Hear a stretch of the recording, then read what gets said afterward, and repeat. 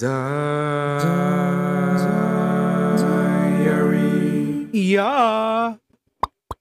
So yes, hi, it's George. Ito na naman ako sa panibagong episode nitong diarrhea natin. Diarrhea. Nagkakasakainan pala kami. So if you will hear some cutleries na lumalaglag o kumakain, it's because kumakain kami. And I'm with Mariel and Jam. And yun na nga, since sayang naman yung opportunity na habang kumakain kayo, why not record it, diba? Kasi cloud chaser tayo. Yes, correct.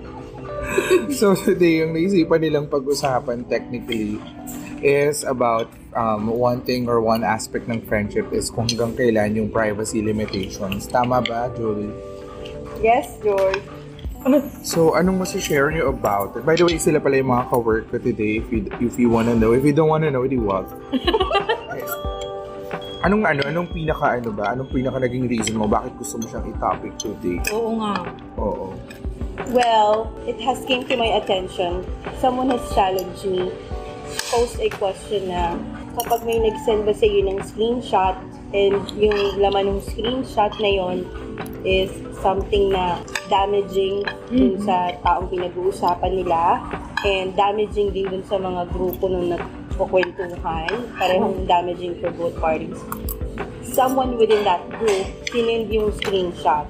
Ngayon, kung nga rin nakarating nun sa akin yung screenshot na yon, anong gagawin ko dun sa information na yon? Sasabihin ko ba dun sa mga involved na, "Uy, alam mo ba yung mga pinag-uusapan mo? Alam ko na." Yung parang i-brought up ko ba yon out of nowhere? Involved ka ba doon sa pinag-uusapan? Hindi ako involved. Bagay. External ako. Parang ano lang ako, friends ng lahat Parang ng tao involved. Nag-dump lang sa yung tao na information, ganun. Yes, parang they were asking me, challenging me if I know something. Na, do I know something about that screenshot? Why you did not tell it to us? Parang anong klase kang kaibigan? May mga ganung dating ba, Jules? So, ang reply ko is, unang-una sa lahat, pag first person yung information and sa akin yung pinadala yung screenshot, kaya kitang bigyan ng tayo kung sino yung involved doon. Ngayon, kung external naman ako at hindi naman ako kailangan sa kwento, hindi ako mangingialam. Hindi ko sasabihin dun sa mga involved dun na, "Uy, alam mo ba, nakarating ko sa akin itong ganitong screenshot. Bakit naman kayo ganyan?" No, hindi ako magko-control. Tahimik lang talaga ako. I will stay in the middle of the issue. That's my stand on it. Tama naman unless talaga it involves you or something na threatening dun sa isa. Pero wala siyang karapatan, I guess, na magtampo or maggawa ng galit sa'yo. Especially kung wala ka naman dun sa group chat na yun. Exactly. They are passing the buck. Yun yung nangyayari dun. Parang pinapasa sa'yo yung burden para ikaw yung masisi. These are, feeling ko, papasok na to sa manipulators eh. It's one kind of manipulating the situation eh. Well, Hindi sila makalabas sa sitwasyon na yun. So they have to include other people na hindi naman involved in the first place. oh my God. That is so true. Wait. Sarotera. Wala akong masabi kasi hindi ko pa na-experience yan. Grabe naman ang input ng isang PR2.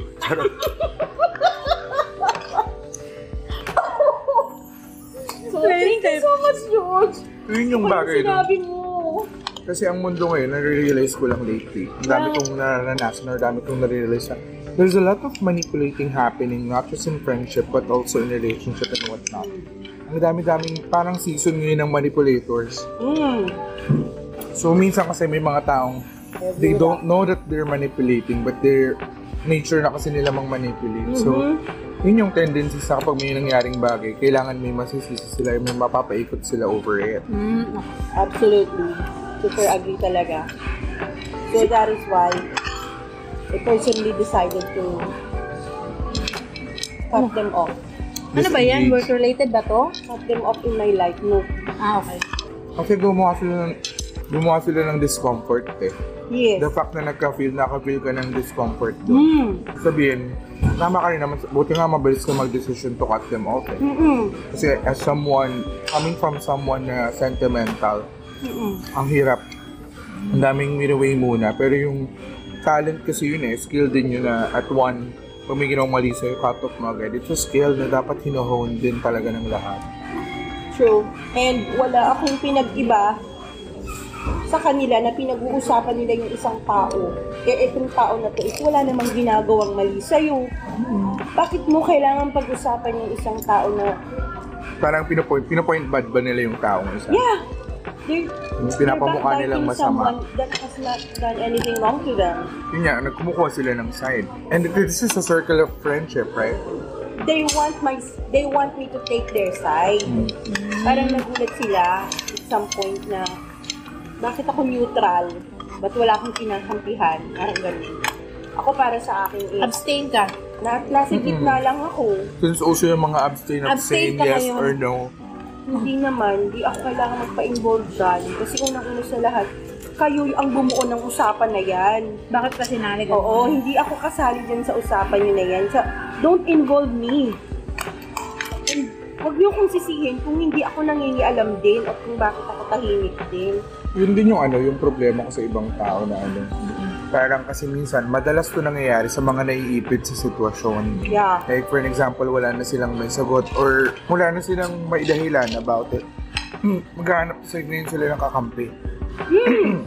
Nakakampi sa well-defense mechanism ng tao yun. Na mas nakakagang kasi sa feeling that you know that someone is agreeing with you. Yes. But not to a point na hindi naman agreeable yung gusto mo ipa-agree. Gabi yun, no? Gusto kong intindihin kayo pero hindi sa kaintindi-intindi. Sorry talaga. Lalo na ilang taon to, Gumon? Ilang taon itong pinag-uusapan natin? Sa 30-ish? Mga 30. Hindi, yun naman. Kaya ako rin tinanong yung age 30 to kasi 35. Ganun. there's this certain of maturity na expected sa ages. Parang kahit sabihin natin na masyado ka namang ages, masyado ka no. What I'm trying to say that kasi totoo naman, may mga brain developments kasi na lang, applicable lang for certain ages. So yung for me lang if you're at your 30s tapos nandun ka pa rin sa side na sinong kakampi sa'yo or sinong kakampi ko sa sitwasyon na to, instead of you being accepting it or mag-isa ka nilang na yan, medyo it's borderline immaturity to me.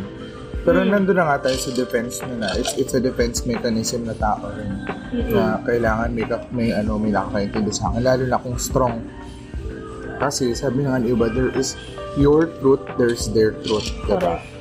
So yung POV niya kasi at the end of the day, if you have like a main character syndrome, at the end of the day, tama ka tama ka Ay, wala akong main character syndrome. Ayoko nang main character ako.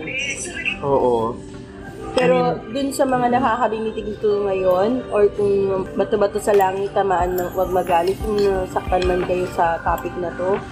Kasi para sa akin, kapag first person ka sa issue, you have the right to give the information. Kasi ikaw yung unang napagsabihan. Pero kung external ka or third party ka, huwag kang basta-basta magbigay ng informasyon. Salilin mo muna yun kasi hindi ka kasali sa eksena. Or siguro give Yes. Give an opinion na hindi makaka-hurt. Tama. Ang hirap din parang iniipit ka nga ibinato sa iyo Parang ipinukol sa iyo yung sitwasyon, which is a very wrong thing. Sa akin binigay lahat na sinasabi na ang tagal ka na namin nakilala, kausap ka namin palagi, bakit hindi mo ito sinabi sa amin? Well, in the first place, B, ba't ko sasabihin sa'yo, ikaw ang may kasalanan, ikaw ang gumawa niyan, ba't mo ka din nadamay? Sorry, hindi nila maintindihan. Ano ang punto ko doon? It doesn't affect me. Diba? Hindi naman ako na-apektahan yan Not being affected by it or yung araw-araw ko bang buhay. Importante sa akin, hindi. Diba? Kaya nakakalungkot. Yan tuloy. I have to let go. I have to let them go. That's also one thing na ang ganda sana mauso din na Diba? Sabi nga nila kapag sobrang, hindi naman sa nabibigatan, pero if it makes your day less comfortable, if it affects you in a way, hindi naman sa agad bibitawan, pero bawasan mo yung interaction siguro kasi you can control who you can talk to, diba? Grabe talagang input ni Mariel. Ayan, tatawag na nga. Baka may mga gustong i-share sa amin about the same scenario. Any thoughts, Mariel? Wala akong thoughts talaga. Technical issue na lang. Thoughts lang mo. Ano? Mariel, Nilaman ka na ng Any thoughts daw? Wala nga siya thoughts. Wala akong thoughts ngayon. Yes, ano? O iyon. Ikaw, Manuel, baka may gusto kong example about sa ganung mga sitwasyon na you will weigh friends or you will weigh the situation. Wala nga akong thoughts. Nako, nag-guess pa siya rito. Wala pala siyang thoughts. Dito na tayo. Ang dapat sa kanya podcast ng technical issues. Kasi nag-video lang talaga ako ng mga behind the scene. Oo. Kung ano yung reaction ko. Sisi, ano na? Ano pag ganitong part, di ba? Naka-share na ba yan? Yung sorry. usual nating lagi nilang sinasabi yung sa atin lang to, ha. When someone told you that na sa atin lang to, nangyayari ba talaga to or may certain kasi di ba ang hirap magtago, totoo yan, in reality ang hirap magtago ng mga secret ng ikaw lang. Naniniwala ba kayo na okay lang siya i-share sa confidant mo? When you say confident, Closest. na outside pero close sa'yo? Hindi siya outside. Kumbaga, for example, sa workplace, may nalaman ka kay ganito. Okay lang ba siyang i-share sa best friend mo sa work? Nakilala rin ng tao. Or magaling ba kayo magtago? Yung perspective mo naman tama o mali. Ano yung perspective niya about it? Depende din sa gravity ng information. kung tayong dalawa lang dapat makaalam nun. Hindi dapat siya sinasabi. Ayun ang stand ko dyan. Yung bigat. Kunwari, kung share lang naman is may IR si ganito. I-share mo ba yun sa iba? Like, nahuli ko si ganito. May ginagawa siyang ganito. Ikukwento mo ba yun sa iba? Like, nothing specific. Pero parang ganun yung dating. Kunwari, uy, nahuli ko to si Akula, nagaganito. Ako depende. Kung ako pa rin yung first person, George. Kunwari yung asawa ni ganito na nag-resign, nakasalubong ko sa CR. Kuya, alam mo ba, nag-resign na si ano? Ay, ganun ba? Hindi ko alam. Pati ako yung first person, kaya ko yung sabihin. Hindi, when it's not yung atin, yung dapat papasok yung word na atin lang. It's a feeling lumabas. Oo. Ayo, kung may Nakakapag-commit ba kayo doon? Yes. Kung may agreement tayo na, oy, sisi sa atin lang yung huwag mo sasabihin, ha? So, hindi ko talaga sasabihin, no? Okay. Ako din, parang yung sinishare ko, kunyari sa'yo, sinishare ko yung, George, sa atin lang to, halay, kunyari, may involved na sa group of friends natin, sa'yo ko lang talaga yung sinabi. So, nag-i-expect ako na hindi mo yung sasabihin sa iba. Kasi iba naman yung sasabihin ko sa isa, like, may iba naman akong issue. Hindi issue, parang ibang information naman. So, lahat ng mga nalalaman ko, siguro ito lang yung sinishare ko sa'yo, yung sa kanya naman, iba naman. Ganon. Hindi ba siya altering of story in a way? Hindi. Kasi iba-ibang story naman eh. Like, hindi naman siya sa isang tao lang eh. Kunyari, sinabi ko sa'yo na, alam mo, may sinabi sila tungkol dito, ganyan. Hindi ko yun sasabihin kay Ate Julie, tungkol sa taong to. Ganyan, kasi sasabihin ko lang siya sa'yo, kasi feeling ko, ikaw ang makakaintindi. Ganyan. Parang hindi mo siya i-judge. I'm not saying na judgmental si Ate Julie, pero ganun yung ano ko. Yun yung sa akin, kasi yung atin to, sabi ko nga na una, I started it with ang hirap i-keep sa'yo ng information, lalo na kung naturally kang madaldal na tao. Yes. Pero may alam naman natin na may borderline yun. Siguro, the thing here is, nagkakaroon lang kasi tayo ng problema kapag yung sinabihan mo is yun yung chismosa. Yun diba? na nga. At sa mangyayari, kahit yung intention doon na atin lang, OMG! imbis na naging, parang alam mo yung talk of the mouth lang na, ano na yun, parang kwentuhan lang natin to. It's when you say talk of the mouth, that very moment, yun lang yung topic natin. It's not something that you should carry on with you na, minsan kasi meron akong na-experience din way back na, medyo sensitive to eh. Medyo sensitive tong part na to about sa, I won't be going into specifics, pero meron siyang bagay na kwentuhan lang namin, masaya lang kami dun sa kotse. Tapos, it's not my intention na i-out yung tao. It's not my intention to do something about it or to tell anything about it. Pero ang nangyari is, pinarating nila dun sa tao as a way of sinisiraan ko yung tao. Ay, ganun? Yun yung nakakabuisit dun eh na akala ko we're just having fun. Yes. It's just a chit-chat. Tapos, kaya ang hirap-hirap. Kung pwede lang talagang mag-atin-atin lang to na part. Pero ang hirap talaga kasi hindi mo makokontrol yung daldal ng ibang tao. Tsaka yung perception ng ibang tao. Tsaka at the end of the day, may mga secret animosity pa nga na Mga ganyan, ma-animosity pa na uso ngayon. I agree. Na ang nangyayari, akala mo ang saya-saya mo lang. Tapos may end yung araw na nasiraan mo na pala sa ganito, sa ganyan. Napaka BS siya for me. So, okay lang naman talaga. Kaya nga, na-bring up ko din si Confident. Okay lang talaga na magsabi ka. Basta, alam mo, fully trusted mo yung tao na yun. Ayun na nga, depende nga sa tao. Depende rin talaga sa tao. So, wala palang pinatunguhan yung pag-uusap. Kasi depende nga talaga sa tao. Depende nga talaga sa tao. Hindi, ang lesson naman doon is dapat piliin mo yung taong pagsasabihin. Hindi naman required na may lesson dito sa podcast. May pulot of the day, magandang buhay. I know, right? My takeaway. Ang hirap in a world that's full of hirap, ng komplikado na ng mundo. So, yung pagpili ng kaibigan, isa rin siya sa something na dapat, Yes. pinag-iisipan mo. And uso na rin nauuso rin sa akin ngayon yung level of friendship. Yes. Naniniwala ka ba na may patanong?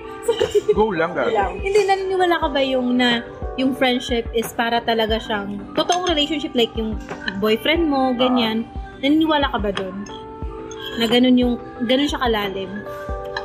It's different Pero, depende pa rin yun sa closeness nyo. Kasi, for me, mas masakit. Hindi, iba pa rin yung relationship or special someone for me. Kasi special someone, ibang level yun. Hindi mo naman yung friend mo. Ay! Yun yung kaya hindi ko siya hindi pwedeng pareho. Pero when it comes to losing them, somehow, iba-iba rin kasi tayo ng pag-take ng level of pain. Pero masasabi kong masakit. Masakit din. It's not saying the same yung pain, pero the pain will be there if you lost them. It's kasi yung friendship mo sinasabi nila more than a sibling pa nga, diba? Oh. So, nandun siya na pareho siyang malalim. So, we couldn't take this long actually. Dahil nga naka-break time lang kami. So, we have to wrap this fucking up. And, yun na nga, this is George again. Mapaplug po ba kayo ng social medias nyo? Ay, hindi. Sino ba kayo para mag-plug? Thank you sa pakikinig. Thank you so much. Yes, we have here Jam and Mariel at lunch break lang namin yun. So, kung medyo malabo yung audio or whatnot, wala pa akong microphone, ibili nyo ako. Ciao!